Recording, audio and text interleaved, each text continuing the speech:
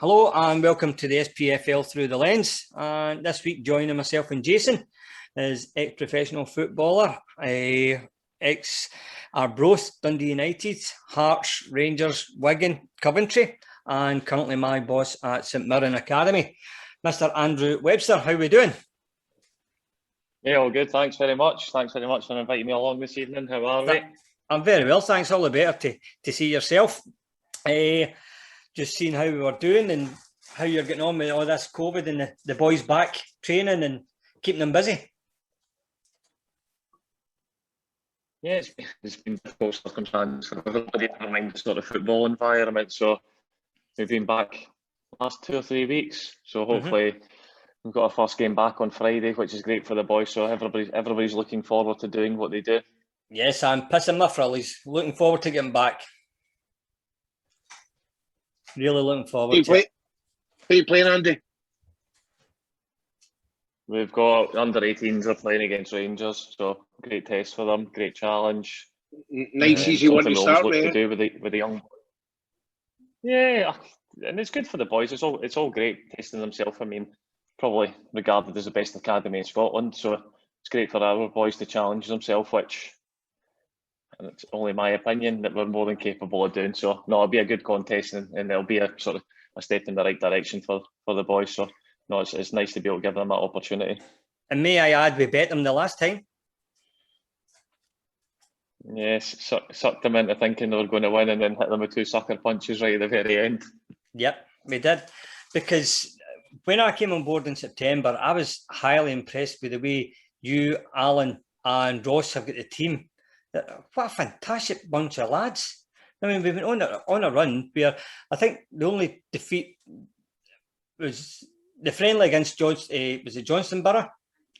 The first one. The first one. Yeah. And then it was a penalty against Celtic at the training ground on London Road, Barrowfield. Other than that, I mean, we beat Morton a couple of times. Okay. I didn't want to put that in there, but we Pat's still raging, but so's Big Dell. And who else? Kilmarnock. We beat Peter McLean's Kilmarnock. Great run, and I mean, I think I said to you before, Andy, you could see that the team they know what they're doing. They know what their jobs are. The defence, I thought you'd a massive hand in how they're working because they're so regimented, and you could see them moving across and moving forward as a unit. I might be a bit biased, but I really love watching them. Great bunch, really is a great bunch. So hats off to you, sir. They are a great bunch, and they do work hard, which makes our job as coaches easier. But they're talented, really talented, which is great for us. And that's why when we have these challenges along the way in terms of who we play and whatever else, I'm never really concerned overly much because I know these boys can handle this situation. And as I say, I think the bigger the test, the better the challenge. So, no, I think these boys are all looking forward to it. Definitely. Anyway, the young lad, Andy, sorry, just quickly. No, you go, Jason. Just a young lad who signed with the first team there. The young 16-year-old there, is he obviously a product of the academy? Yeah, Dylan. So he just literally turned 16 at the start of the month and played the following weekend at Arbroath, made his debut, which is great. Yeah, brilliant for him. And to be fair, there's a couple of boys who've been through the academy, made their debuts at Ibrox this season as well. So, no, Dylan's one of many. Dylan's an exceptional talent, well-rounded human being. Got a great attitude, works really hard, which are the fundamentals for being a football player or just being generally successful in life. So no, he's got some great attributes, and as I say, he's one of many that we've got in the academy. And there seems to be a great balance between you, Alan, and Ross, the way you work with the lads. And I mean, I love to work. Obviously, I come an hour before the game and get myself set up, and then I just sort of stand in awe, I suppose. Watching you getting them warmed up and the way you all interact with each other, and Ross takes the goalkeepers and everything else. It's great, guys. Totally enjoying it. Anyway, going on to when you started, Mr. Webster. What, you were 17? You made your debut at Arbroath. Yes, I made my debut, and I think it was probably back then the CIS Cup. We played Stirling away. So I distinctly remember, obviously, with it being my debut, the game went to extra time. Penalty shootout, I believe. So you can imagine being, yes, penalty shootout. We won on penalties, which was great. I had the pleasure of playing against a guy. I don't know if you all remember a guy, striker called Ali Graham. Oh, aye, who was like Hamilton. Who was a physical presence. So you can imagine me being built outside of a fiver when I was 17, trying to compete with this man. It was brilliant. I think for me at Arbroath as well, because I'm from Arbroath, support Arbroath. A lot of the players that I played with or watched would have been local boys as well, maybe obviously further down the road in terms of the career and stuff. So a lot of people who I would have idolised probably and looked up to and respected. So to be in that environment, I had an unbelievable time at Arbroath. And I know obviously went on to play professional football for a long period, but probably, or it is one of the most enjoyable periods of my football career was the sort of year, maybe probably 9 months full time, probably the year or two leading up to that as well. See, that's what I really the Campbell, like. On you go. Were the Campbells there when you were there, Andy? No, not initially. Dick Campbell's probably only been there for the last sort of 5 years, and there's an interesting story in that, but I'll get on that. When I first started breaking through into the first team at Arbroath, Dave Akey was the manager who used to be sort of the Tayport manager, like junior leagues and whatever else came in Arbroath. Yep. Assembled a really successful team. We had some great players at that level. Some people who had potential to go full time. Even with Craig Hinchcliffe in goals, who was outstanding. Geordie Rowe played right back. Jim Thompson played left centre back, and I was in the middle. And I met Geordie a while back as well, and just so happened that big Jim Thompson phoned them up. So Geordie's on the phone, and like Jim saying, "Oh yeah, you'll never guess what I'm sat here with the third best centre half that Arbroath ever had." That's right. Yeah, behind me and you. Yeah, that's him. Yeah, that's the guy there. No, some like brilliant, great guys. Like really loved it. Absolutely loved it. Had a real enjoyable time, and even played with people like Stevie Mallon Senior. So then, when your career goes a bit further down, you end up playing with Stevie Mallon, the son. I'm like, I remember I used to play with your dad. Your dad. That's not a strange experience. Oh yeah, because they were polar opposite. Stevie Mallon Senior was an animal on the pitch. We played pre-season. I think it was like Gateshead, maybe like a junior team down that kind of neck of the woods, Newcastle way, and I was on the bench for it. So Stevie Mallon Senior's on the bit of the pitch, but it came off, and he's like sort of fidgeting about in his sock. So I'm like, what's he doing? Pulls out the badge of the opposition centre back's shirt. He just like ripped it off, but he was aggressive, and I mean like really aggressive. So when I turned up at St Mirren, and then I seen the son, I was like, "Are you sure that's your dad? Because you two are not two peas in a pod." Stevie Mallon, wee Stevie Mallon as he was called, or is called, he's like really talented, but just he could not tackle for love nor money, whereas his dad was the polar opposite. So yeah, it was funny. I've got notes here. You started off as a striker, Andy. Yes, I think initially when I was younger, probably playing all the boys' clubs. That was started off as a striker, scored loads of goals, and I know that's probably quite hard to believe, but I mean like loads of goals, and then slowly but surely worked my way back to midfield. So even when I signed at Arbroath on a schoolboy form, when I think I just turned 16, I was a midfielder, and we played in the BP Youth Cup back then. So our team was probably like under 16s, under 17s, and we played Aberdeen under 18s at Pataudry. So during the match, I think it might be in the second half, our centre half's gone up for a header, came down, landed really awkwardly, dislocated the shoulder, and obviously not great for him. And Ray McWalter was the youth team manager at the time, and he shouts on the pitch, "Webby, just you go and play centre back." And I'm like, no, no thanks.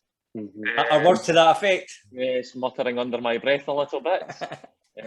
So I didn't literally play centre back till I was like 16 years of age. But the youth team coach obviously seen that I could, like to think I could potentially read the game quite well and whatever else, and that's how it manifested into being a centre back. So sometimes these are career-defining moments, but you just don't realise it at the time.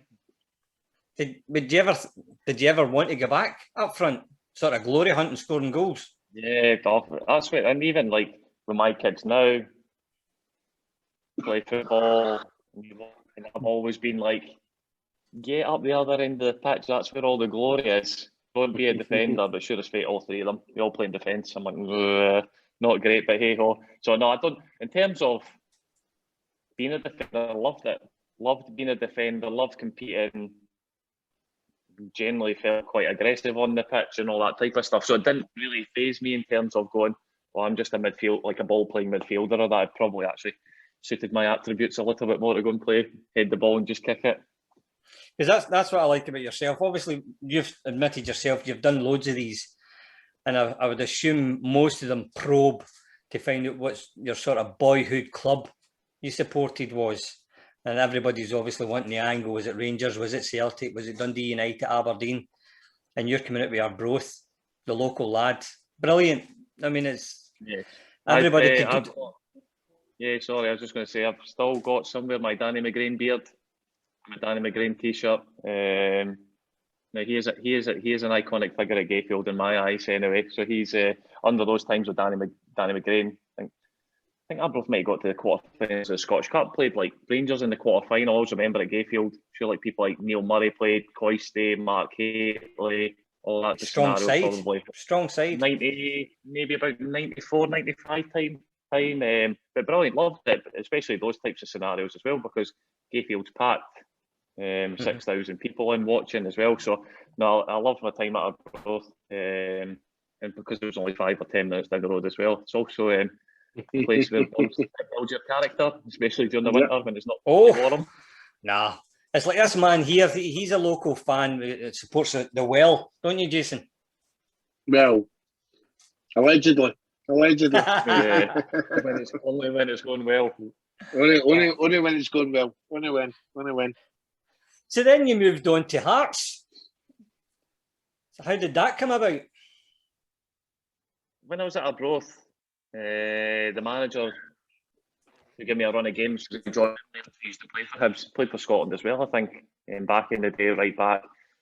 The club very kindly allowed myself and one other player, a guy called Kevin Heenan, an opportunity to go and train with 2 clubs in terms of 1 Scottish Premiership and 1 English Premiership. So the English Premiership club that I went to train with was Charlton. That was probably early 2000s. They were in the Premiership at the time. And as well, so I think I probably went for like 3 or 4 days. Was JJ down there at the time? Group. No, it was Craig Levine was the manager. No, down at Charlton. Oh yes, JJ was there. Yes, you know who else was there as well, and it's going to elude me. That's terrible. Greg Shields. All right, he was there as well. So even now, we're like a bump into Shields through the coaching. Oh yeah, remember that time at Charlton? So. Yeah, it was excellent in terms of, and Alan Kirbishley was the manager at the time as well.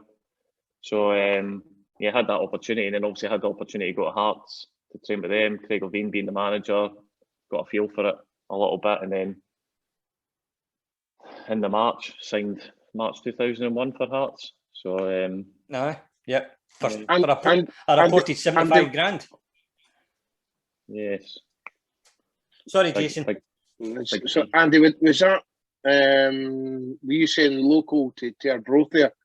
Was that another time Dundee United were on fee? Yeah, so probably between the two, Hearts and Dundee United, there was a lot of interest there. I think probably one of the reasons the Dundee United bit came about was because John Brownlee, who was Arbroath manager at the time, was friendly with, or best of friends with, I want to say Eric Blackley. The assistant manager at Dundee United under Alex Smith and John Brownlee were really friendly. So there was interest there in terms of accepting a bid. So I went to Tannadice to speak to Alex Smith in his office, and he's like, yeah, come in, we'll put you in the reserves for a year or 2, see how you develop, and then we'll take it from there. And at that time as well, it was a season which made it easier for me to play in that team. So we were looking like probably back in the day going from which would be now the equivalent of League One to the Championship. So the idea of going to Dundee United would be sign for Dundee United, then go back to Arbroath on loan, finish the season at Arbroath, and then sort of joined up with Dundee United in the summer.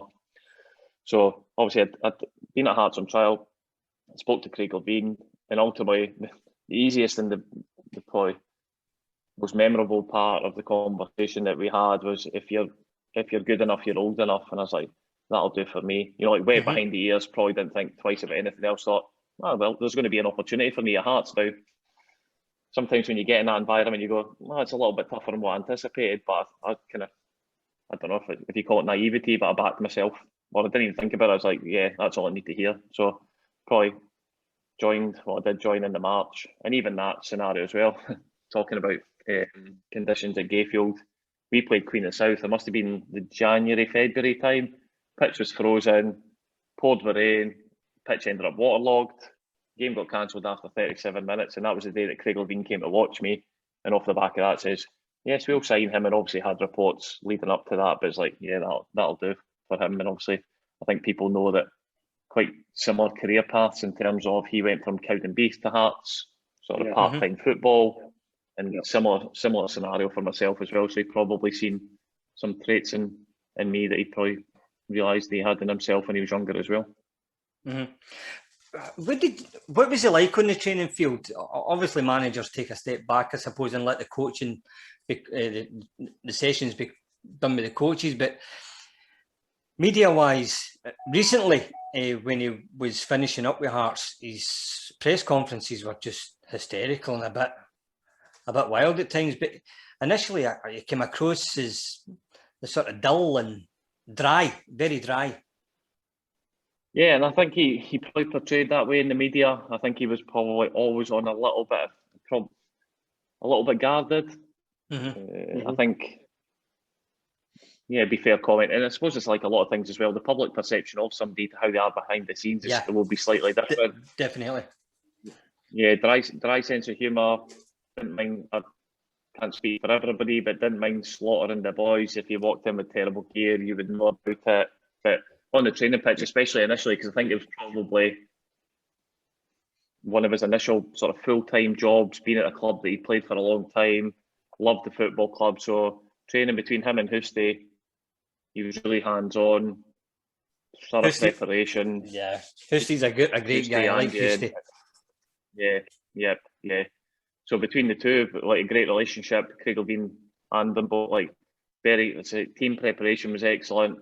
We were well drilled as a team. We probably, at that time, it's probably transformational for the football club in terms of winning the cup in '98, probably try to shoot the lights out in terms of offering big contracts and try to sign players, and that didn't materialise. So it ended up having to be a change of direction for them. So Craig Levine was brought in. He brought in people like myself, people like Stephen Boyack, Austin McCann, Kev McKenna, Patrick Isnorbo, Alan Maybury, Mark De Vries. So brought in people like Robbie Nielsen through, Craig Gordon as well. So probably quite a big change around, but brought in players that maybe weren't as well established, but moulded them into a team that functioned really well. Mark De Vries, I thought he'd be a player that would have been on to maybe a bigger club, because I thought he was a really, really strong striker, held the ball up well and quick in the turn and stuff like that. He was really, really good. I was impressed with Mark De Vries. Yeah, great guy. Lovely, great, like, absolute gentleman. I think now the rumour has it, whether it's true or whether it's not, I don't specifically know, but the rumour was when we played Hibs in the Edinburgh Derby at Tynecastle, and Big Mark managed to score all the goals, 4 or 5 goals, beat him 5-1. I think Big Mark maybe scored 4 or 5, I can't remember off the top of my head. I think he wasn't maybe doing what he should have been doing the night before in terms of getting a good meal in him and getting to his bed early and living life professionally. So I don't know if that's true or not. Just one of the rumours that I heard is unconfirmed, but that's what I heard. So that's maybe why he didn't get to play at the highest level. But a great big guy, had a real impact on the football club and the team. And obviously, if you score goals against Hibs, you're going to be loved forevermore. Jason?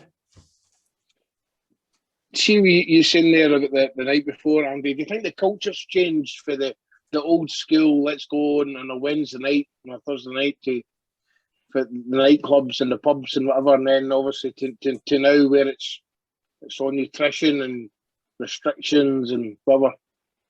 Yeah, I think on that as well, because social media nowadays is such a huge vehicle that you cannot literally do anything without somebody having their phone out. Or whereas back when I started, like especially when I joined Hearts, we no the boys, it's probably work hard, play hard type of scenario. And we would have had we would have had older players in the changing room as well. So people like Stevie Fulton, boys with like great ability, but maybe didn't look after themselves as well. So these scenarios of being at Tynecastle and sitting in the players' lounge and going to the toilet and going, smells like somebody's smoking a cigarette in here somewhere. Where would that be coming from? So, and to be fair, even like, and there's a balance to be stuck absolutely, and I get the fact professionalism is crucial nowadays. If you want to reach the elite top level, yes, you have to live your life right, but you also have to have the balance of being a young human being, enjoying yourself, building team spirit. So I mean, we would be out on, not all the time, but we'd be out on a Tuesday, and I distinctly remember being out one Tuesday night, being off on the Wednesday, drinking too much, and then playing on the Saturday and getting cramp after about 55, 60 minutes. I was like, I'm never doing that again. So as much as it's not good at the time, there's also lessons to be learned regarding that. So that was a lesson that I learned. So never again did I go out during the week. A comment you made about Craig Levine ripping into you with regards to some of the gear that you wore. At that time, there was a large Lithuanian influx of players. Surely their gear must have been a bit questionable. Yeah, I think they had. Yes, I think they'd been to some dubious markets to get. Yes. I think some of the letters had fallen off, some of the like Gucci stuff and whatever else. Yeah, it was a bit quick. I think Flitchy. It was, yes. We would call it like a Wesley Schneider or a Jake the Snake or whatever it may be, that type of scenario. So yes, that was maybe slightly after Craig Levine, but around about that time, you'd be like, and don't get me wrong, even the boys who tried their best to buy designer gear and whatever else, sometimes just didn't pull it off. But some of the players they did bring in, Rudy Scatchell, Hearts legend. What was he like?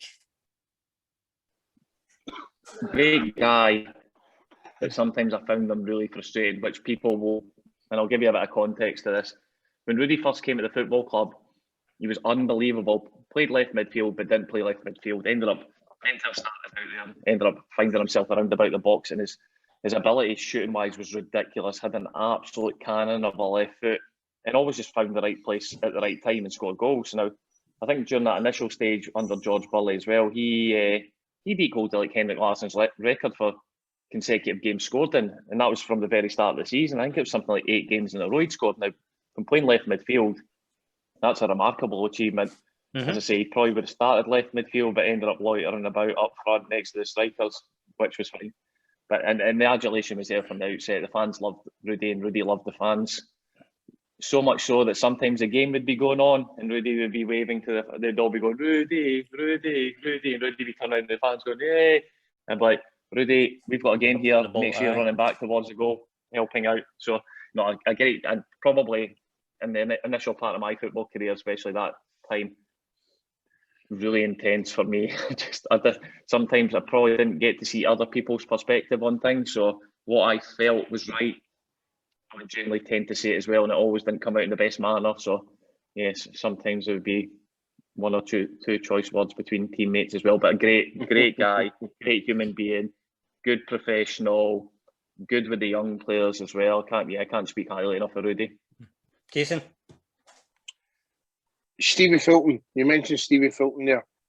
I just want to know, where did the nickname Baggio come from for a Scottish midfielder? He looked as if he'd ate a few pies or two. Yeah, what a player. What a player. Unbelievable ability. And I can give you a story about Fulton, and he was great with me when I first went. But my very first pre-season Hearts. So I joined in the March, played a few games, went, don't know why, and this is because I'm not now, but even back then I wasn't like a big drinker. And when I first joined in the March, we're like, yeah, boys are going to Ibiza at the end of the season trip, all that type of stuff. And it starts off with 25 boys are going, and then by the end of it, it's like 3 or 4. And I'd already says, like, I'll go because it'll give me an opportunity to get to know the boys. So I went away to Ibiza with a few of the boys.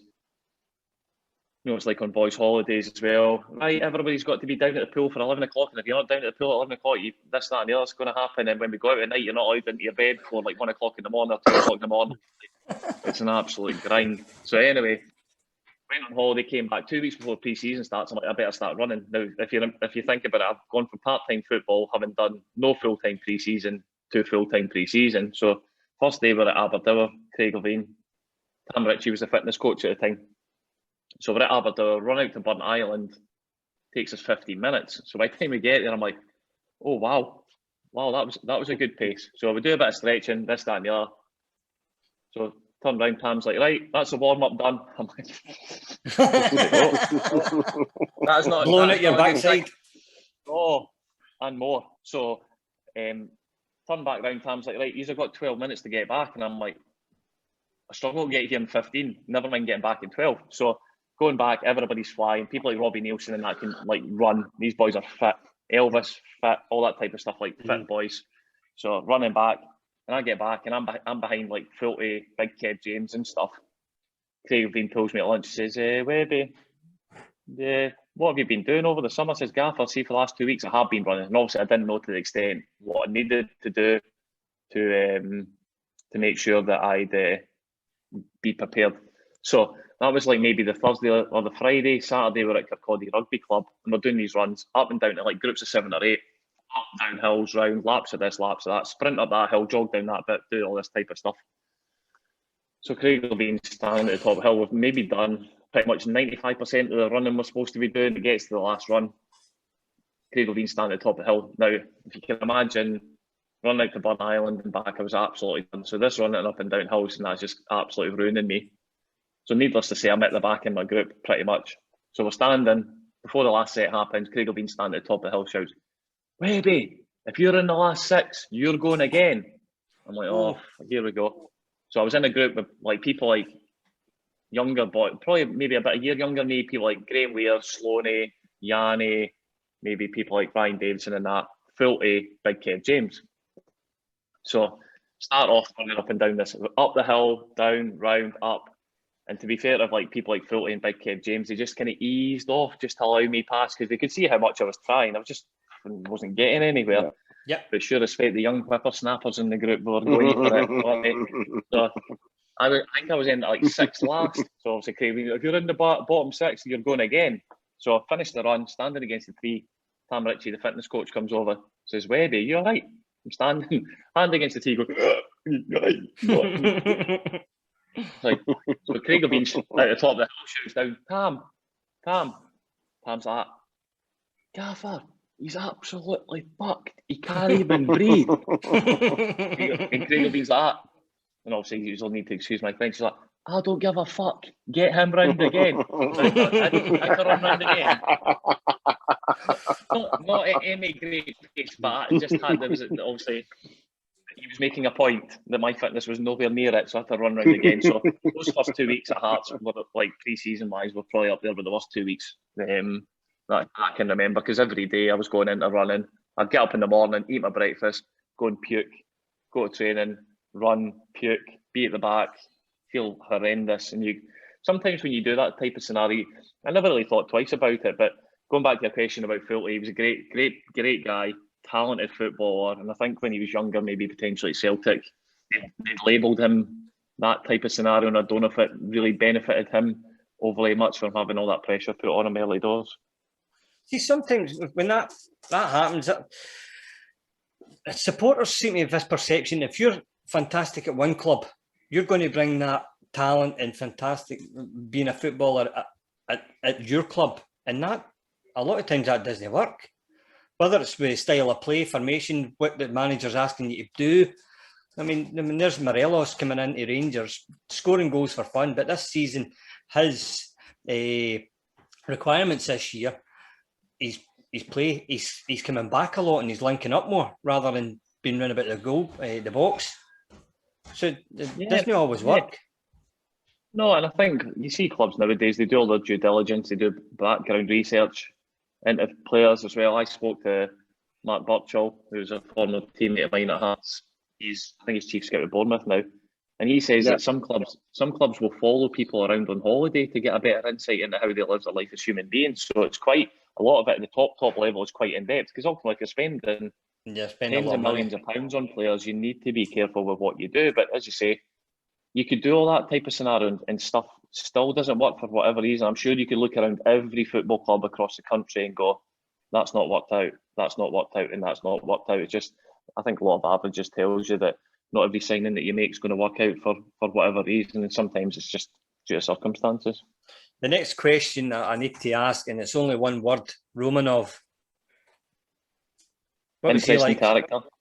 Interesting character. I think obviously initially between him and sort of Yukio Bankis having the majority share at the football club and becoming the owner, and he loved it. I think he loved the adulation. He loved the admiration of the fans. You know, the initial part when he was there, he used to stand in the director's box at Tynecastle on the little platform bit, and obviously all the fans loved it because the club went to a total different level.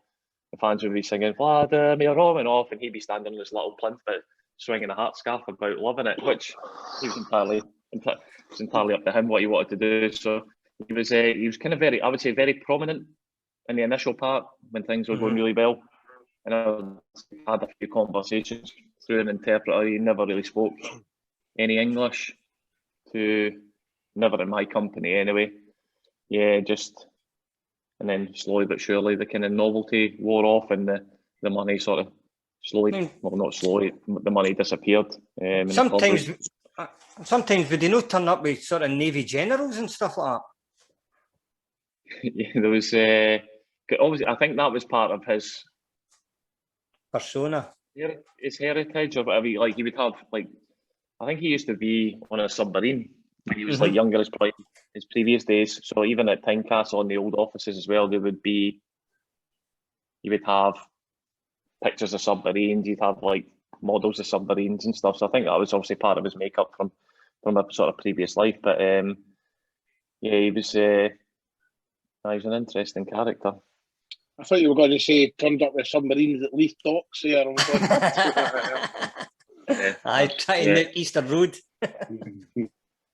But I also heard a story. Did they not want people to say he was a basketball champion?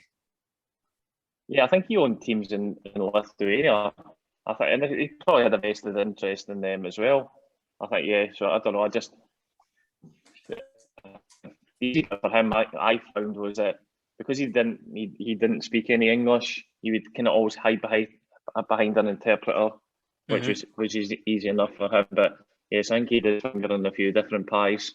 I think ultimately what he wanted to do was obviously be the owner of the football club, be a figurehead for the football club, and then people like in Edinburgh would maybe want to do business with him. I'm sure he rented property in Edinburgh so he could potentially bring his banks over, and so there was probably a method to the madness, but it just never materialised that way. And then was it because of him the FIFA Webster ruling came about when you? Yeah, I mean, to give you a little bit of context regarding that as well, I think when I first joined Hearts, I absolutely loved it. So probably up until the point that Craig Levein left to go to Leicester, I was like, wow, this is amazing. This is everything I've ever wanted. The team was settled, the players were settled, the squad was settled, the management. And then Craig Levein left and went to Leicester. I think it was about 2004, if I remember correctly. And I thought, wow, this doesn't last forever. So in the back of my mind, I was starting to think, right, okay, maybe at some point I'd like to try something new. But never really done anything about it. It was just a thought. And then George Burley came in the start of the obviously 2005 season, and I think it was probably my very first conversations, the very first time I meeting George Burley. We were at Dalmahoy. I think it might have been a golf day. So I just said to him, can I have a chat? And I'd made my intentions. I says, at some point, I'd like to leave the football club.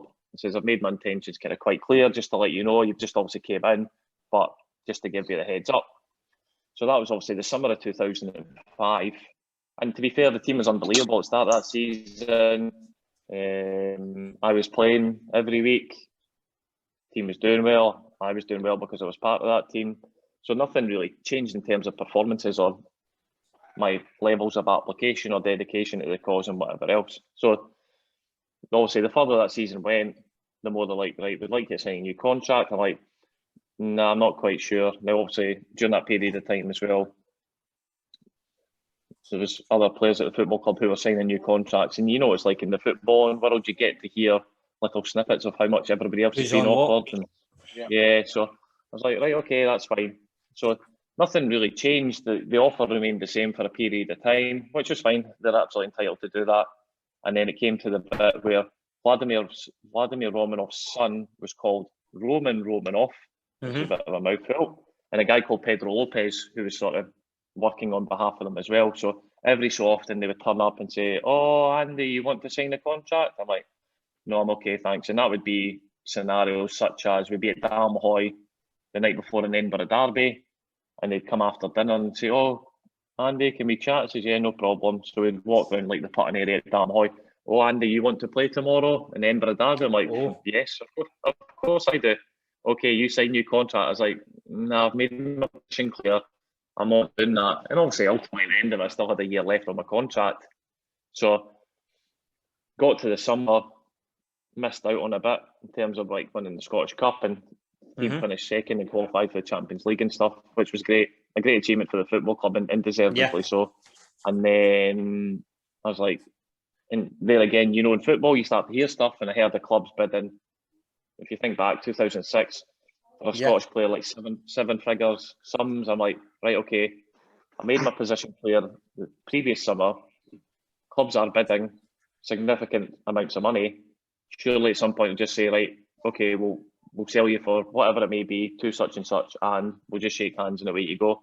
But nothing like that materialised. So we, because of this FIFA ruling type scenario as well, it was unheard of. So people didn't really know what was what. So it was people obviously took advice from the PFA, and they're like, you have to make sure that you finish 3 years of your 4-year contract. Yeah. So I had to go back.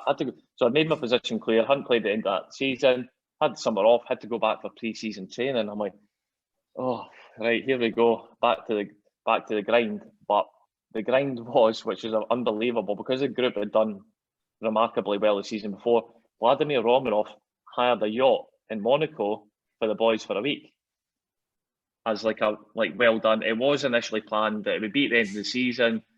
Players like wives, kids, girlfriends, all that could be part of like a sort of well done type scenario. Yeah. Anyway, it didn't materialise at the end of the season. So we had the pleasure of doing pre-season in Monaco. So we stayed in the hotel the night before. We arrived in Monaco, stayed in the hotel, went down to the harbour the next morning. So as we're kind of turning up to harbour, and obviously, whether you've been to Monaco or you've seen pictures, you look at the harbour and you go, wow, this place is unbelievable. The yachts are ridiculous. So we're all speculating, going, right, which yacht's going to be ours? Which one are we going to be on? This, that, and the other. Looking at all these like rubber dinghies, going, yeah, it's going to be the smallest one we can find, and all that type of scenario. So walk along, the bus stops, we get out, we walk along, and this yacht was like the biggest yacht in the harbour. We're like, wow, this thing is, I think, if I remember correctly as well, I think it was like the third richest guy in the world's yacht we'd had for the week. And I think somebody said, like Spec had said something around like it was like 70 or 80,000 pounds or dollars for fuel for the week. And we were on this yacht. It was unbelievable, like ridiculous. We had the full thing to ourselves. The food was amazing. It was like, I don't know, say there was like 30 of us, 20 players, 20, 25 players, and maybe like 5-10 members of staff on this yacht. And it was brilliant. What we do, I was sharing that, me and Elvis were sharing a cabin. So you just go to your bed at night, you wake up the next morning and be like, oh, right, we're training in Cairns today, right? Onto the speedboats, into the harbour bit, right, on a bus, go and train and come back. And there'd be like, there was a gym on the boat, there was a massive lounge area, and I mean like huge, and it was brilliant because at the time we had a masseur called Davey Valentine, who in a previous life was a recording artist. So all right, our last night in Monaco, before, like the boys, like last night, like you can go out, we're sat in this lounge, and I'm talking like huge. He's sitting playing the piano, we're all singing along. He's playing Elton John, we're all singing along. You're like, this is such a surreal experience. So whilst we were on the boat, Vladimir Romanov comes on one night and says, through his interpreter, we've obviously got some things we need to resolve. And I'm like, yes, that sounds a bit like me. He says, we'll be having conversations with people whilst we're here. So sure as fate, maybe a second or third night in, Vladimir would like to speak to you. I says, right, brilliant. So I went along to like this sort of dining area. Vladimir sat with 3 other people, and they're all speaking Russian. And I'm like, and it was just me sat, and says, I'm not sure we need 4 of you to be sat there having a conversation amongst yourselves when it's only me sat here. So anyway, 2 of them disappeared. So we're just having a conversation through the interpreter back and forward. And he was giving an analogy of football just to emphasise the importance of it. So he's saying, yeah, you know, in Russia, football's really important. You know, sometimes it's a matter of life and death. I'm like, is it? Right. I was like, you're getting launched really, over this side of the boat. That sounds really interesting. So I says, like, have a pleasant evening. I'm way back to my room. So it gets back to the room. Elvis is obviously in there.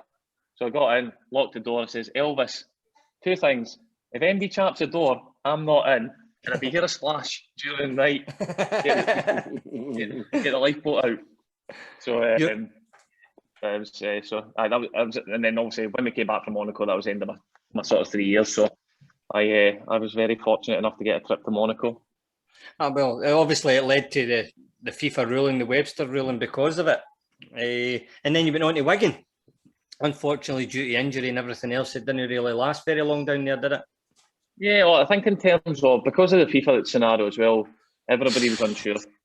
And it took like 18 months of legal wranglings back and forward to get it resolved. So to be fair to Wigan, they were the club that showed the most interest, and they were willing. Now, ultimately, with the FIFA ruling, any compensation that would have been due to Hearts, I was liable for. So it was me personally. But Wigan said when I went, we'll take responsibility for it if it comes back. Now, PFA Scotland, it says we think it'll come back at about 150,000. Hearts were looking for £4.5 million. So you can imagine the disparity in fees going, well, is it going to be this or is it going to be that? And to be fair to Wigan, they said, whatever it comes back at, we'll pay it. So I was like, right, fine. So I went to Wigan, but because I'd missed a large chunk of pre-season, I had to play catch up when I got there. So I didn't make my debut until, let's say, maybe like October time. And then, just total different level, total different beast, total different animal. Probably needed to spend more time there to kind of adapt to everything that was going on. It did, and then obviously got the opportunity to come back up the road in the January. So was Jig at Wigan at the time? How and Jimmy Bullard? Jig was there. Yeah, Jimmy, he just left, but also heard some interesting stories about Jimmy. He in the changing room at Wigan, or just off the changing room, they used to have like a plunge pool, like recovery, cold, this, that, and the other. So there was a guy, Philo was the goalie, John Philo, Australian goalie. Him and Jimmy were in this sort of plunge pool. It wasn't overly big. You could maybe fit 2, maximum 3 people at a time in this plunge pool. So people would go in after training, aid recovery as well. I can probably Jig tell me a story. So it says Jimmy's in there speaking of Philo, so they're having a conversation like for 4 or 5 minutes. And Jimmy gets out, so he climbs out and gets out, standing aside, and just says, just to let you know, Philo, I've just been peeing in that pool for the last 5 minutes. So, needless to say, Philo was out quick, smart, chasing Jimmy about the training ground. But I think Jig and Jimmy got on really well, but even because we played, when I was at Wigan, we played Fulham, and that's where Jimmy went, and he was injured at the time. He was in the changing room with the boys and stuff, having like a carry on. But some of the stories that you hear about Jimmy Bullard are tremendous. Jason, you're talking about Lee there. Lee grew up with Peter and I, former Whistle boy, and I think he moved to Motherwell after that. But he went to Wigan, I'm sure, at the same time as Big Kerr, another one of their school chums, Big Short Kerr, the goalkeeper. We were talking about him in the last show with Crammy. But I had this picture of him as a kid, and he was just this wee fat wee boy and whatever. And we always said his big brother was going to be a better player than what he is. But I tell you what, his attitude, his commitment, and whatever, I mean, it just supersedes the stuff that Willie possessed. But top lad, Jig. Yeah, really like a great teammate. You know, even at Wigan as well, initially when I went, the manager would utilise him in all sorts of positions because he was just... That's right, yeah. Oh, he was even like he played left and right midfield. He would play through the middle. He was aggressive. And don't get me wrong, he was technically very good as well. But he had, I'd say, real attributes and a great team player and really top professional. Looked after himself, like real dedication to what he did. You could see by the physique that he had, the condition he kept himself in, and all sorts. He was a top player. Was that Paul Gill then? Andy, was it? Paul Gill was the manager. Very good coach, but in terms of like human qualities, I'd say maybe slightly lacking a wee bit. Yes, I thought things might change slightly when you get to English Premiership, but the same choice of words come out regardless of what level it is. Yeah, Scouser. So you can back up the road to Rangers. Now, that was the day after Paul Le Guen left, is that right? Mm-hmm. So it was early part, literally just in that transitional period. Yeah, so left Wigan, came back up the road, signed, and then literally got injured the very next day at training, which was not ideal.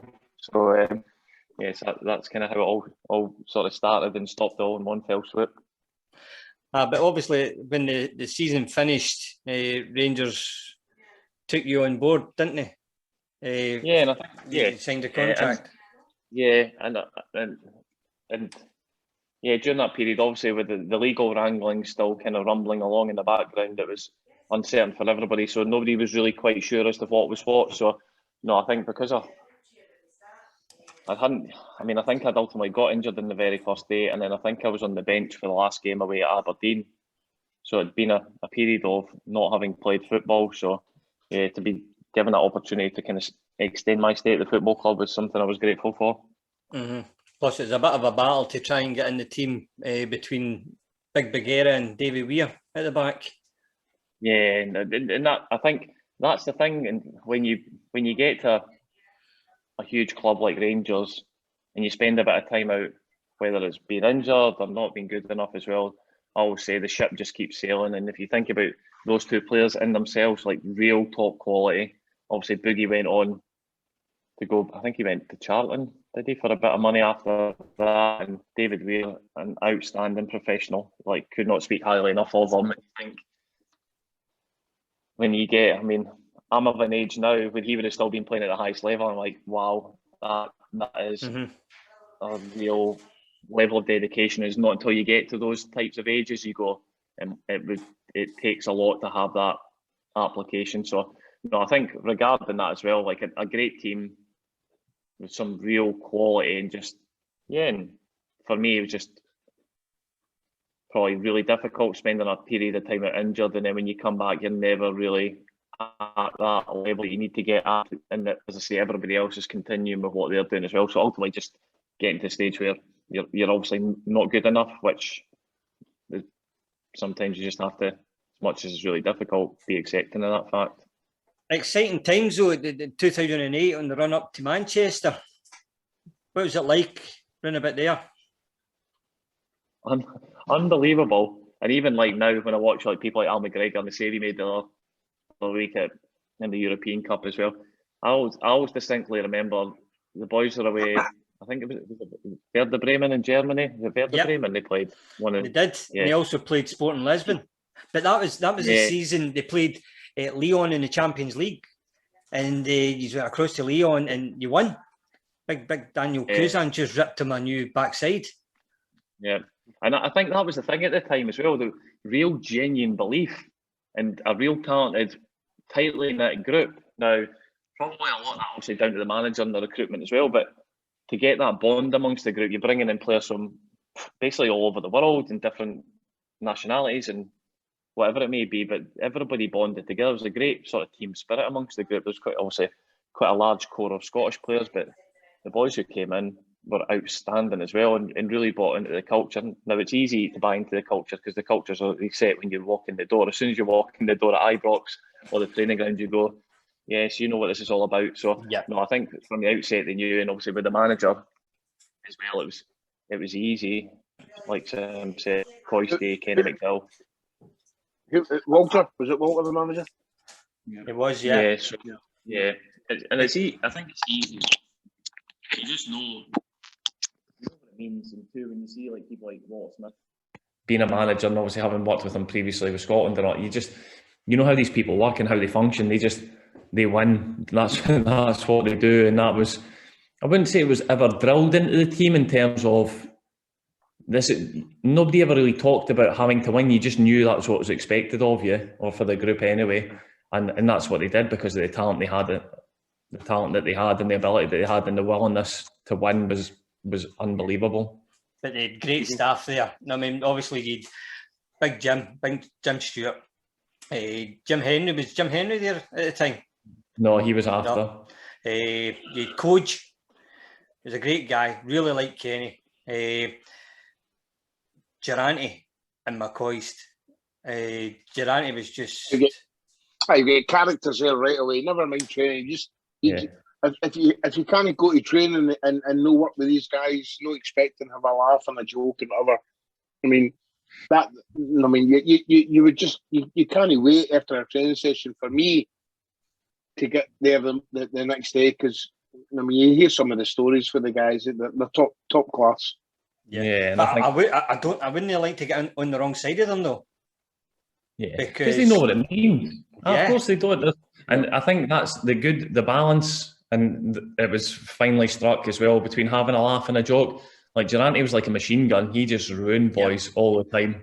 And it was, but you're always kind of like, right, Durante, just focus your attention on somebody else. Don't like, even at the start, with, like Stephen Davis came in, he'd be like, all right, 147. And they're like, 147. Oh, Steve Davis. Like he was constant. He was probably the only person that I've ever seen, and don't get me wrong, I didn't see much of it, who could put Murray in his place, even at the training ground. Durante was the same with everybody. Like regardless of your stature, what position you held, he was relentless. And even to be fair, sometimes like Walter would say, he'd have more hassle having to look after the staff than what he did the players, like Coisty, Durante, and as you say, like Koji and stuff. I'd be like, training starts in 2 minutes. Where's Coisty and Kenny? Or they're playing table tennis in the indoor hall. They're like 25 all, and it's like in the decided set and all that type of scenario. So no, it was. I think just as I say, and a great time for the football club and the players made it special because of the qualities that they possessed. And as I say, that team spirit was there. They showed you all the success that they had. But thinking back, they did have a good Scottish contingent as well, like yourself, Davy Weir, Griggsy, Christian Daly, Thompson, Whittaker. That goal he scored against Sporting Lisbon away when he took it for the halfway line. Yeah. I mean, they had a Boydie. I mean, so they had a fantastic... Jig, Fergie, Charlie Adams, Davy Smith, Brothers, fucking loads of Scottish boys. Real great, but Kenny Miller, great boys, like real top professionals and people who want to win. Do you know, like as I say, as soon as you walk in the door, you just know. Nobody needs to say, see, when you're here, make sure you win some games of football. You just knew the importance of it every single week. Yeah, everybody, the standard set is extremely high in there, from the ground staff to the ladies in the kitchen and Paul the chef. And at the time, I think Laura was there at the time, wasn't she? The manager's PA, and unfortunately, she got made redundant during the bad times. So you went back to Hearts after Rangers? I went on loan a couple of times, and then back to Bristol and Dundee United. Yeah, so Bristol City never really worked. It wasn't a good option for me.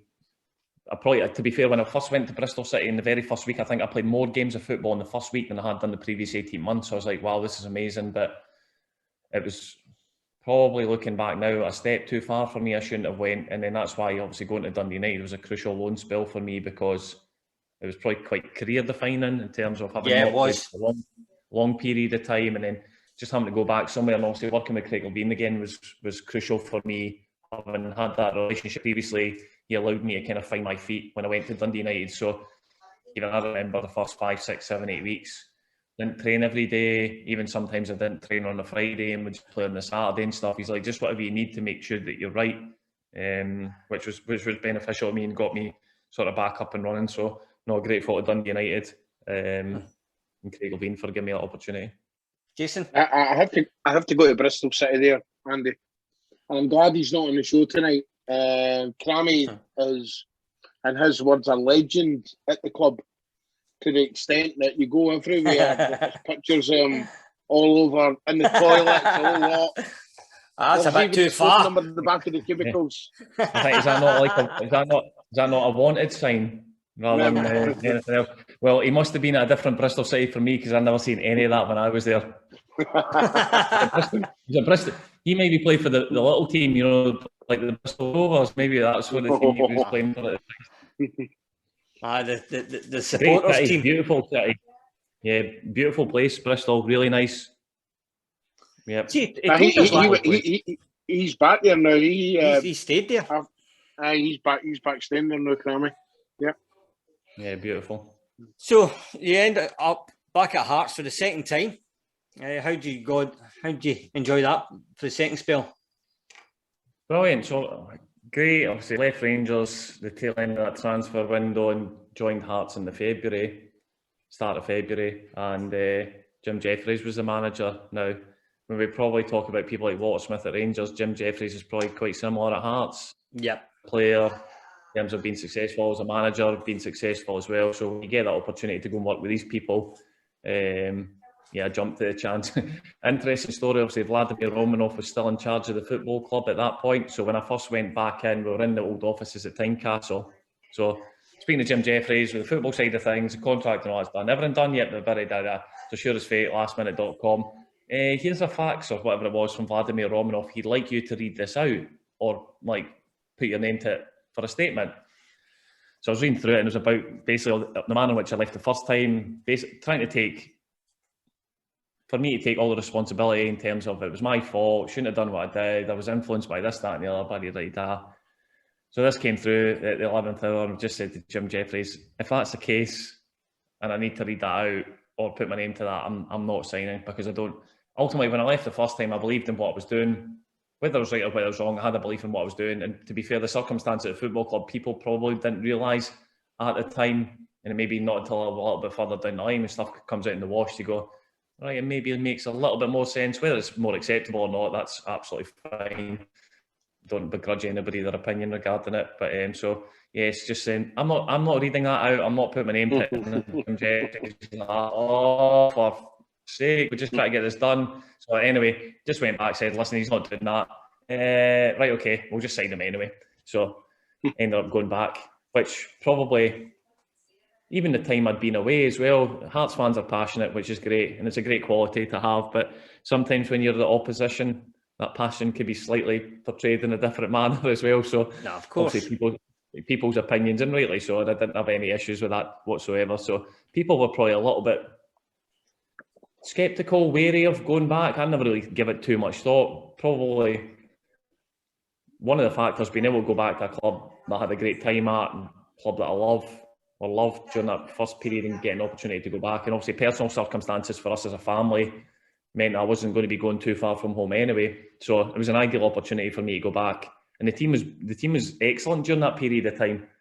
They'd, up until I joined, I think they'd won, I think they were like 13, 14 games unbeaten. They'd big Kevin Kyle, Stephen Elliott up front as well. So they were a team definitely on the up. So I was delighted to get that opportunity to go back.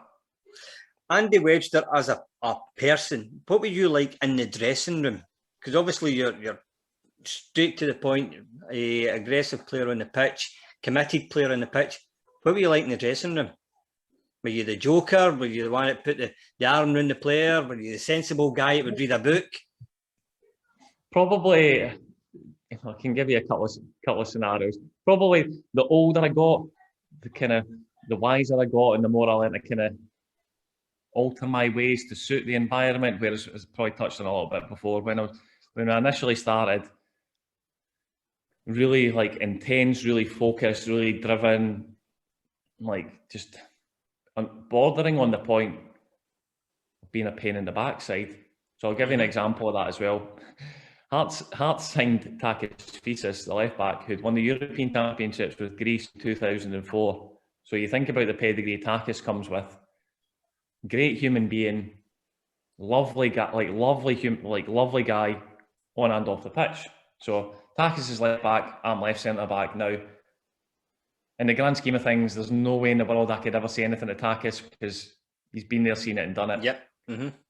I think it was maybe a game, whatever game it was. I probably didn't agree with what Takis was doing, but the manner in which I was saying it probably wasn't appropriate. And it'd probably been building up for a period of time. And I don't just mean Takis as well. And this is the bit where I look back on and go, it probably didn't help everybody else, but it definitely helped me. Like, we had obviously people like Edgar Jankowskis at the football club at the time as well, who'd won the Champions League with Porto, but I didn't really care.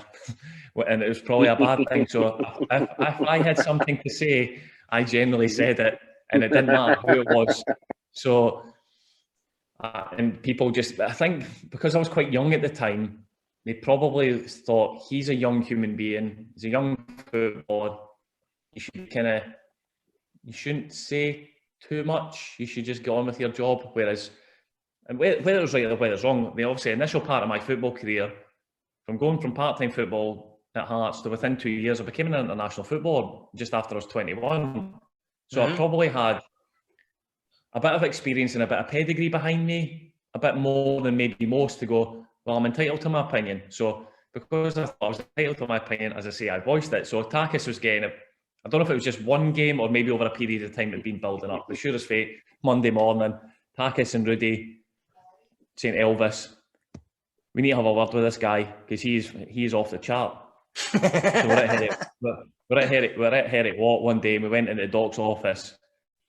They're just saying, basically just said, see the manner in which you're going about stuff, it's unacceptable. And I was like, I get that and I appreciate that, but sometimes, and even this is a bit during training, sometimes if I felt if there's a bit of an injustice, like my team should have had a foul or something went on that I didn't agree with, like retribution was getting dished out, and I was like, sometimes, and I always felt it was always a person who was never really involved, always on the receiving end, whether it was like a tackle or a verbal abuse. And as soon as I'd done it, I was always remorseful for it. I'd always apologise. Hopefully, I'd always apologise away, like straight away. Then even after training, I'm like, fucking the red mist came down. I'm really sorry. Didn't stop doing it the next day or the day after, or 2 weeks down the line. But once I got it out, I was kind of fine. So that's probably one aspect of it. But another aspect, especially when we first went, tell you two stories which are great. We were at Dalmahoy having pre-match one day, and Tam Ritchie, who was the fitness coach, obviously, when you get to Dalmahoy for your pre-match meals, like tables set up. So players' tables, staff tables, this, that, and the other. So me and Jamie McAllister arrived relatively early. Tam Ritchie's always there early. So Tam's obviously at the staff table. He's put his keys down, his car keys down on the table. So me and Jamie are like, well, definitely a no-no. Definitely now he's learned his lesson. So me and Jamie are like, come on, let's take his car. So you can imagine outside the front door at Dalmahoy is the car park. Tam's parked his car there. So me and Jamie have jumped in his car and started to drive out. Now, if you've ever driven out of Dalmahoy, obviously it's round the back of the hotel and then it kind of goes down back onto the sort of single track main road. And as you're driving out that way, there's a bit of a like sort of lay-by on the right-hand side. So like, right, we'll just park his car there. Obviously, Tam's got all his stuff in his boot in terms of what he needs for the sports science side of things. So we're taking his rucksack out the back of his boot, emptying whatever's in his boot into his car, just throwing all sorts of stuff around and about.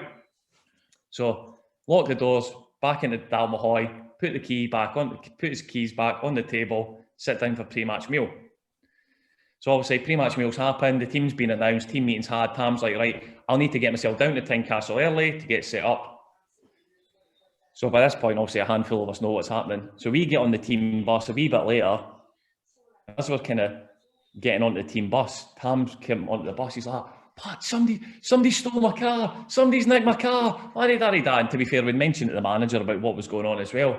So the manager's like, Tam, we've got a game to prepare for. Well, listen, he's like, I'll need to phone the police. Somebody stole my car, all this type of stuff. The manager's like, Chuck, listen, we'll worry about it. Get on the bus and we'll worry about it. Just we'll deal with it when we get to Tynecastle. So obviously, Tam gets on the bus, sweating, panicking. We're all sat up the back of the bus, knowing fine well what's going on. He's sitting on the bus, and obviously, as we drive out of Dalmahoy on the bus, he's like, there's my fucking car. Like, yes, Tam, that is your car. He was absolutely human.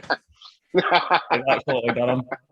And one other story, when I first started at Hearts, we used to travel around everywhere training. So we used to train down at like Pinkie School in Musselburgh, and then we travel back to Tynecastle and all that type of stuff. So one day, John Harvey, nicknamed Swerve, his dad played for Hearts, and a great guy. He was like sort of chief scout. We'd travel down to England, watch the games, but we'd help out during the week as well under Craig Levine. So the minibus would always take the young boys to the training with the goals on, bring the gear, all that type of stuff as well.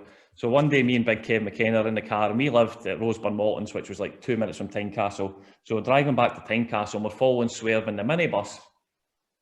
So we're going through the Grass Market. Swerve's, he said to stop at the lights. So as he stopped at the lights, Kev says, "Fuck this, right, I'm out." So I jumped out the side of Kev's car, went to the back of the minibus, and just like opened the door slightly. So needless to know, they were blissfully unaware. So as the lights went to green, Swerve took off, but the gear never. The doors opened, and all the dirty gear, the training gear from that day, fell out the back of the minibus. As me and Big Kev driving, just overtook the minibus and had a little toot and a little wave as we went past. So, and the gear all over the place. Yeah, gear was all over the middle of the Grass Market. But I was raging, but it was brilliant. So I've got a cracking question for you here, you go. Andy. 2009, I believe, nominated by your peers in the category of players player. To be nominated, easy for me to say, nominated with your peers, for me would be a massive accolade. But compare it to your Scotland internationals appearances and whatever. What might sound a silly question, but what gave you more satisfaction at the two? I can give you a little bit of context regarding that, and I don't know specifically, but I can probably guess. So that 2009-2010 season, I was on loan at Dundee United. So I can only imagine when you do these votes for like PFA and all that type of stuff, obviously you need to pick players from other teams. Now, I don't know specifically, but I can probably guess because I think the other people involved in that were, I think Boydie was involved. He got nominated, Stephen Davis, and it might have been Davia. Whoever it was, it was 3 Rangers players anyway. So I get the fact maybe some of my pals at Rangers maybe voted for me because they didn't want to vote for anybody else. So whether I was decent that season or not, I very kindly got on this bit. Probably like sticking out like a sore thumb going, I don't know if I should really be here amongst you boys, but thanks very much for the sort of vote of confidence and whatever else. So that's maybe the sceptical part of me. I remember you did play really, really well the tail end of that season when you went to Dundee United. Yeah, we had a really good team. Obviously, for Dundee United during that period as well, finished third in the league and won the Scottish Cup for the second time in the club's history as well. So, and it's probably like a lot of stuff as well. When the team's functioning really well, generally is because everybody within that is doing well. So I was lucky enough to be part of a really successful team, and probably same again with Craig Levine, recruited players from maybe like lower leagues or people that maybe hadn't like sort of household names, and young players getting an opportunity as well. So we had an excellent team then. You think about, brought in Morgaro Gomez, Prince Boabin, Danny Swanson, John Daly, David Goodwillie, Craig Conway, Sean Dillon, Paul Dixon. Obviously, we even had Nicky Weaver in goal for a bit as well. So yeah, we had a like Gary Kenneth, Darren Dodds. We had some really good players. Yeah. So I was lucky. I was really fortunate, really lucky to be involved in that and get the opportunity to play and be a part of a successful team. I mean, going over your career, who would you say was the best sort of centre back you played alongside? Probably two. Well, not probably, definitely two, between Elvis and David Weir. Mm-hmm. Elvis, when I was a young player at Hearts, looked after me like unbelievably well in terms of, even when I first joined, I think when I went on trial, I was staying in a hotel, he'd pick me up in the morning, he would drop me off, he'd make sure I'd have everything, I was all right. And even on the pitch as well, just that experience. And probably the bit where, and I don't mind saying this because I say it to Elvis as well, Elvis, he couldn't do 10 keepy-ups with his left foot all in one go. Do you know that way? He wasn't like the most blessed player in terms of technical ability, but see his willingness and his application to win games of football, and that real drive and determination. You cannot buy that. So he was brilliant for me, and obviously David Weir was an absolute class act. The real, obviously, fortunate and the privilege of playing with him with Scotland and seeing how he conducted himself on a day-to-day basis at Rangers. People put him on a pedestal at the football club, and rightly so. He was even the boys like fucking worship. He was a great guy. You know, he would help out on and off the pitch as well. Just somebody when probably on a match day or any type of scenario, when you look around and you go, he's playing right, we'll be all right today. Do you know that? He was class, absolute class act. Because obviously the players at the time, I was fortunate enough to bring my son Ryan in to one of the training sessions one day, and the players would come in, as you quite correctly say, some players' sense and clothing's a wee bit questionable, and they would come in with obviously their man bags and everything else, but Davy Weir, he would always have the scarf tucked the sort of French way, and with his suitcase on the wheels. Yeah, very elegant, elegant. Just as I say, like somebody where you went, even for me being a centre back, where you go, that's what you aspire to be like. That's like top level. But later on in his career, obviously, he wasn't blessed with praise, but he could certainly read the game. He knew when to stand off a player or who to get close to. It was just phenomenal. Yeah, we used to joke with stuff like that as well. Just saying, it's like he'd already played the game before it even happened. Do you know what I mean? Just like always in the right position at the right time, doing the right stuff and doing what he needed to do. And we're like, it's like you're 90 minutes ahead of everybody else. Just class, just an absolute class act. So you're currently with St Mirren, doing the coaching. Well, what's your full title there? It's quite fancy. I don't know if it kind of transpires into what it sounds like on paper, but head of the professional game is my official title, which for anybody who's a coach knows that that's not just your only remit. So it's a starting one. And can you say about your new remit that you've been challenged? Well, no challenge, but a new sort of task that's been given to you with the loan players. I think because obviously the link between dealing with being the head of the professional game, the next step for these young boys is the first team football.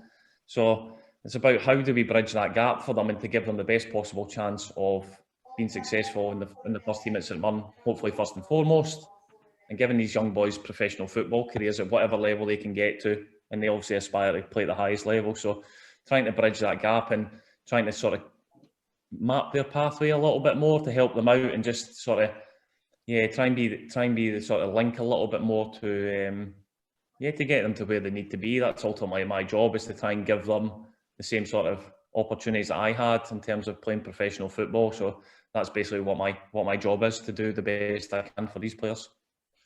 So you'll be out and about watching a lot more games, watching these lads play for Clyde and Dumbarton and Annan, and more time at a game. Yeah, so I had the pleasure of being at Dumbarton Huntly last night, although I will say it was quite mild, which was nice. It wasn't, and I've had here's another story for you as well. When I kind of first started playing with Scotland as well, we used to stay at the Cameron House, and we used to train sometimes at Dumbarton. So we'd turn up and it'd be blowing an absolute hurricane, pouring with rain, and obviously Bertie Boats was the manager at the time, and Tommy Burns, God rest his soul, he was the assistant manager. And it'd be brilliant because Tommy, we'd be trying to go over set plays. So obviously Tommy had written down the set plays on a bit of paper with pen, but because the weather was horrendous, all the ink was on, and he'd be like, does that say Andy Webster or does that say Stephen? Are you playing or are you not playing? I don't even, that ink's just ran right off the paper. He's like, stuff this. But so Dumbarton can be a bit like Gayfield on its day. Because when you speak to Ali McCoy, obviously he's never shied away from his love for Tommy Burns, and he makes it that Tommy Burns was one hysterical man. Oh yeah, even he was hysterical, and he would have a laugh and a joke with you, but you never felt like it was at your expense. He'd be like, even like at Scotland training, he'd be like, "Oh, Webster, go and get a beach ball in a telephone box and I'll keep it off you. Do you know, like that type of scenario? But no, an absolute gentleman, a great human being, and great to have around the Scotland squad, and just to be in his presence in a football environment and context as well. And just sort of great snippets of advice. I remember we played Moldova in Moldova, and it didn't go particularly well. We ended up drawing 1-1, and we were going back to the airport, and we were on the sort of transport bus from the airport terminal to the plane. Tommy Burns like, never get too high and never get too low, and it just and just that, even with the Scotland like pre-match type stuff as well. Sometimes like the manager would be delivering his team talk, and especially at the Cameron House, it used to be kind of a bit, maybe like, I wouldn't say underground, but like at a ground level, and the curtains would be close, so sometimes it'd be quite dark. So we'd be watching like footage of the opposition, all that type of scenario as well, and then it would cut off to go to something else, and all you could hear is. Sometimes Tommy dozed off for a wee bit. He had a wee power nap, but boys loved him, absolutely loved him. And even some of his little bits as well, he'd be like, all it is working hard. Don't worry about it. It's just hard work, nothing else. Just make. And he was absolute gentleman of a human being. Jason, any more questions? No, listen, with Kerr, when Kerr signed for Celtic as a boy, it was Tommy Burns who signed him, and couldn't talk any higher than the guy. I actually went to a sportsman's dinner about 3 years ago in Bodwell, and Walter Smith was chairing the table, and he wished he'd actually known. He actually said that he wished he actually got to know him more than what he actually did with his time, because nothing but respect for the guy. Mm-hmm. And he put these things into context. I mean, it is only a game, isn't it? It is only a game, but the people you know within the game are special. They can't speak highly enough of the man. Yeah. Which timely puts us on talking about Tommy Burns and Celtic, and Stuart Kerr is having a wee review over the weekend's game. What do you think of the game, Andy?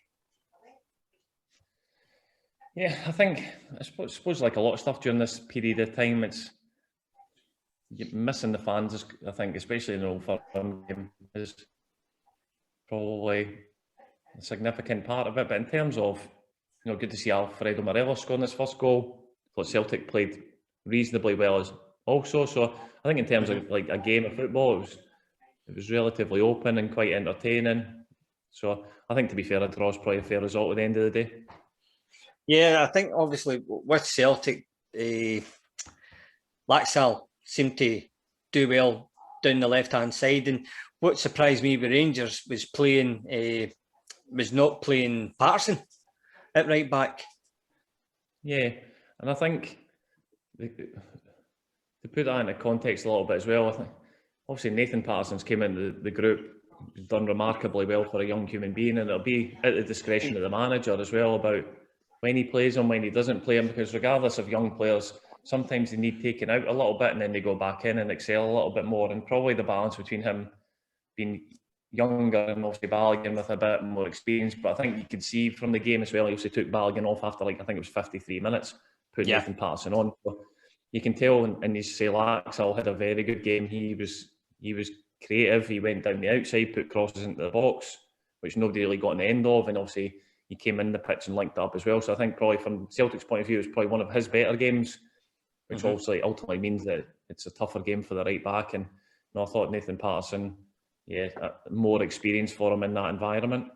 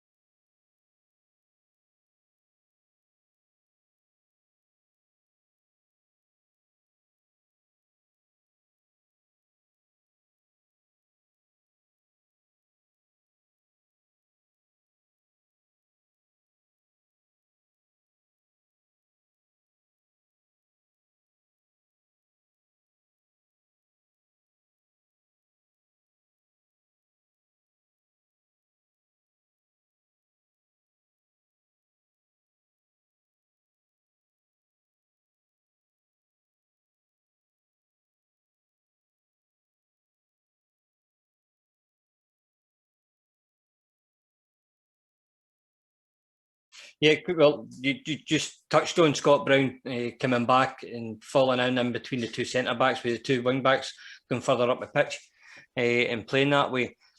And then sort of Turnbull having a sort of free role where he was coming out to the left, he was going out to the right, bringing it inside, and then linking up with Edward.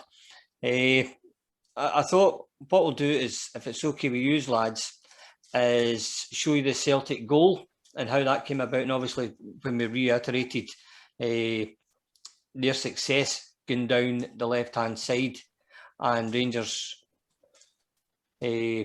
obviously losing out on the right-hand side.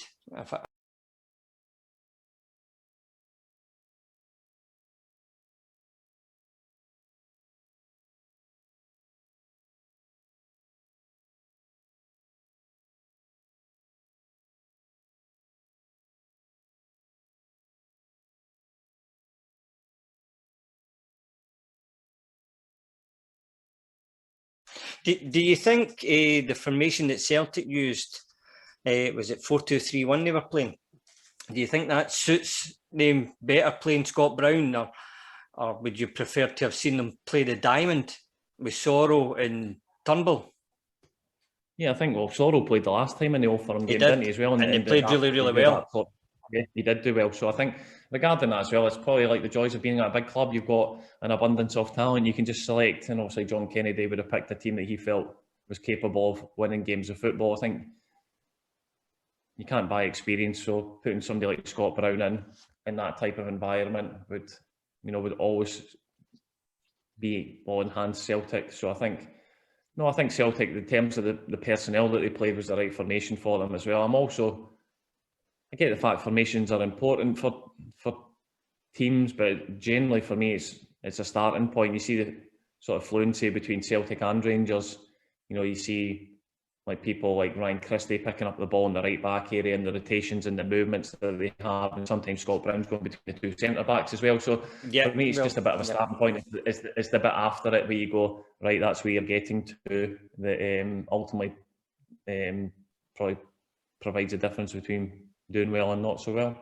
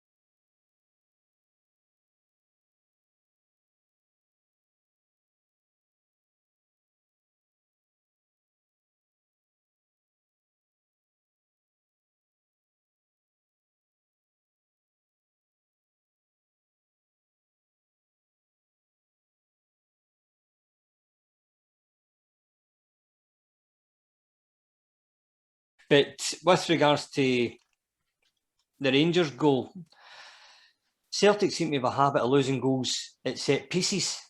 You think they would have picked up on that for before? Yeah, and I don't know, I'm sure there was a stat I read recently as well. I think it's 1 in every 4 goals are scored from set plays as well, so we know how crucial they are nowadays. And I think one thing you'll find generally in football as well, and especially if you're defending a set play or any type of scenario, if you don't win the first ball and you don't win the second ball, it's going to be in your goal. So even if you put that in a different type of context, if the goalie plays the ball long, they flick it on and get the first contact and they pick up the second contact, they're literally running towards your goal. So I think in terms of the corner,